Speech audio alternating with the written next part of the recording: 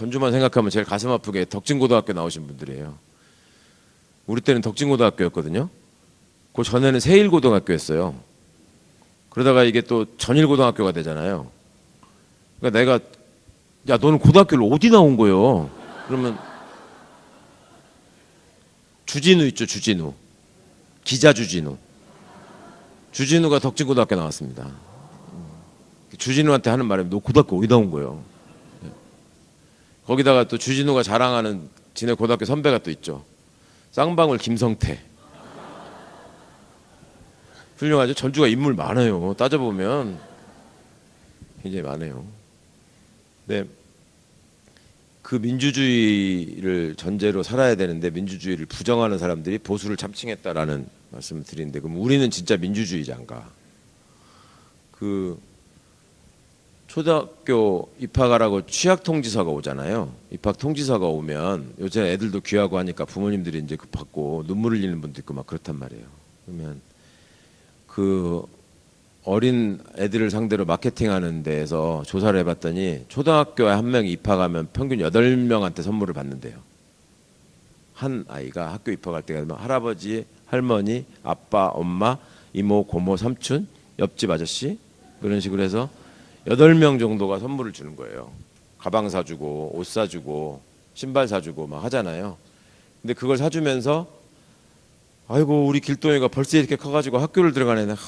너무 마음이 좋다고 하면서 그 다음부터 동시에 똑같은 주문을 외워 애한테. 얘기해 보세요. 학교 들어가면 선생님 말씀 잘 듣고 공부 잘해라. 아, 요새는 싸우지 말라고도 하십니까? 많이 좋아졌어요 우리나라가. 그러니까 중국 사람들은 아이들한테 한중일이 차이가 있다고 하면서 누가 그러더라고요. 중국 사람들은 애들을 잘할 때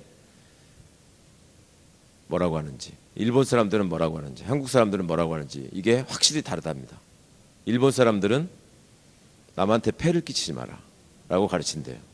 중국 사람들은 남의 일에 참견하지 마라고 가르친대요. 그러니까 중국에서는 길거리에서 누가 죽어가고 있어도 아무도 돌보지 않습니다. 그 사람은. 그런 장면 영상 찾아보시면 나올 거예요.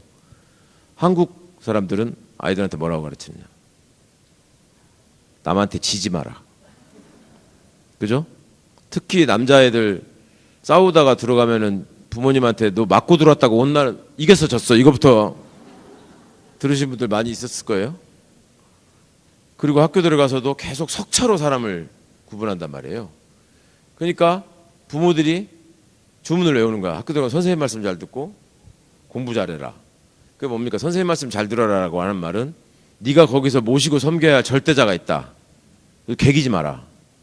센 사람한테 개기지 마라. 두 번째, 공부 잘해라. 수단 방법을 가리지 않고 경쟁에서 승리해서 네가 점수를 얻어야 된다. 그렇죠? 그래가지고 아이를 사랑한다는 이름으로 아이를 압박하죠. 학원 가라. 숙제 안 했냐? 잠이 오냐 지금? 텔레비는 꼭 시험 볼 때만 재밌지. 끝나면 보지도 않고 게임만 하는 것들이 이렇게 한단 말이죠. 그러면 그렇게 해서 들어가가지고 선생님 말씀 잘 듣고 공부를 잘하면 타이틀이 따라오는데 모범생이라고 불러요. 그런 사람은 모범생. 또 우등생이라고 불러요. 반대말이 뭐예요?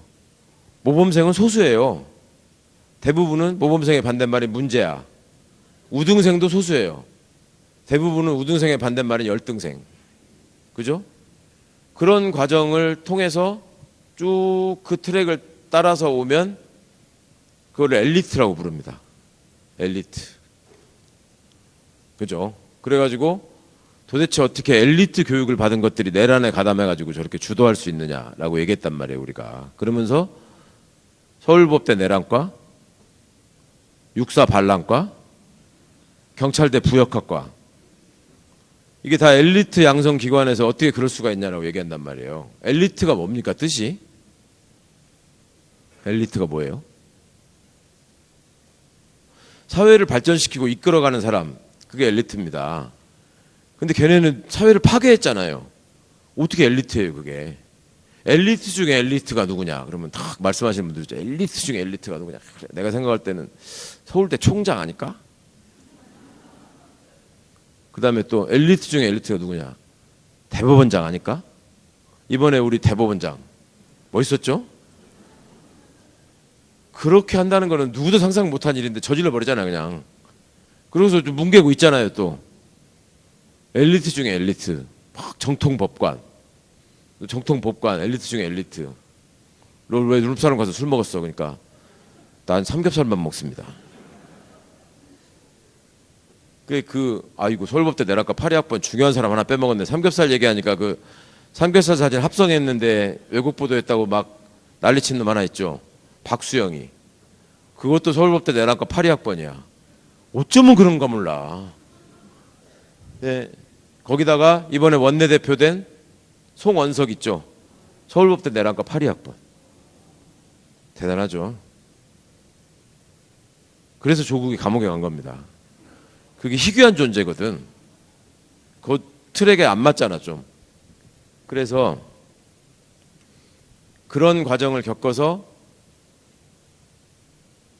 윤석열이나 한동훈 같은 사람이 선생님 말씀 잘 듣고 공부 잘하는 모범생이자 우등생으로 사회 엘리트로 성장했다라고 사람들이 쳤던 거예요 그동안에. 그러니까 걔네들 입장에서는 이렇게 말씀하신단 말이에요. 어쩌면 저렇게 뻔뻔할 수 있어. 어쩌면 저렇게 반성을 안 해. 이렇게 말씀하시는데 반성해야 될 이유가 없어요. 학교 다닐 때 공부 잘하고 내가 선생님한테 칭찬만 듣고 모범생이라고 맨날 상 받았는데 반성할 일이 있습니까? 나한테 숙제검사 받고 용의검사 받고 떠든 사람 이름 적힌 사람들이 나한테 손가락질하면서 반성하라면 용납이 됩니까?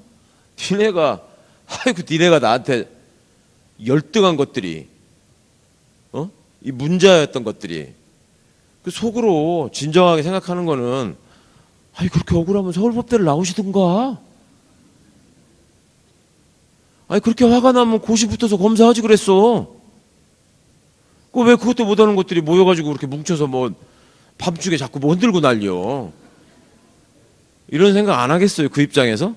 그러니까 내가 사회생활을 시작할 때 내가 가장 좋아하고 나를 가장 사랑하는 사람들이 나의 사회생활 시작을 축복하면서 외웠던 주문대로 나는 산 거야. 그렇게 하니까 학교에서는 모범적인 우등생이라고 하고 대장을 지휘자를 시켜주고 선생님 대신 때리기도 했어요. 저도 그거 해봤습니다. 그러니까 그대로 자라가지고 어떤 대학을 나와서 어떤 시험에 합격을 하니까 그 다음에 또 회초리가 쥐어져요. 그게 검사하고 판사가 하는 일 아니에요. 그대로 했을 뿐이야. 그리고 그렇게 가는 과정에서 누구도 나를 비난하지 않았어. 다들 칭송하고 막 프랭카드 걸고 집안에 막 어른들도 만나면은 한참 할아버지가 막 아이고 막 우리도 네가 그 유명한 한동훈이요? 네가 서울법대 갔다면서? 그럼 막 우는 사람도 있었어. 집안을 일으켜야 된다. 우리 집안에서 드디어 그렇게 했는데 어느 대목에서 그 사람들이 부끄러움을 느껴야 되고 어느 대목에서 창피해야 됩니까? 당연한 거예요. 사람 무시하는 게. 그렇잖아요. 왜 그렇게 훌륭하게 사람들한테 칭송받고 자랐던 사람들이 그 장애를 가져가지고 못 들으시는 분한테 수어 통역 해준 사람한테 왜 인사를 해야 됩니까? 그 사람은 그거 하는 사람이지. 왜? 엘리트가 아니니까. 왜? 서울법대 못 나왔으니까. 그거 너무 당연한 거예요.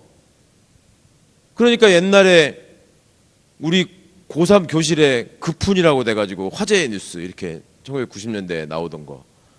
1시간만 덜 자면 마누라 얼굴이 바뀐다. 고등학교 3학년 교실에 써 있었다고. 그러면 여고는 어떻게 되는지 여고 3학년 교실을 보여드리겠습니다. 촥 카메라 가. 1시간만 덜 자면 남편 직업이 바뀐다. 이런 사회였단 말이에요 우리가. 그렇지 않습니까? 그러니까 이제 그게 무너지니까 지금 젊은이들이 이거 뭐야? 옛날에는 여자들한테 그렇게 굴림하고 여자들 괴롭히면서 그게 당연한 거라고 살았던 사람들이 왜 나한테는 학원 가라고 그러고 게임 하지 말라고 조지면서 자기들은 누릴 거 다 누리고 왜 우리한테는 여성을 존중하라 그러고 성차별 있으면 안 된다 그러고 지네는 다 그래 놓고 이 생각을 하는 거죠.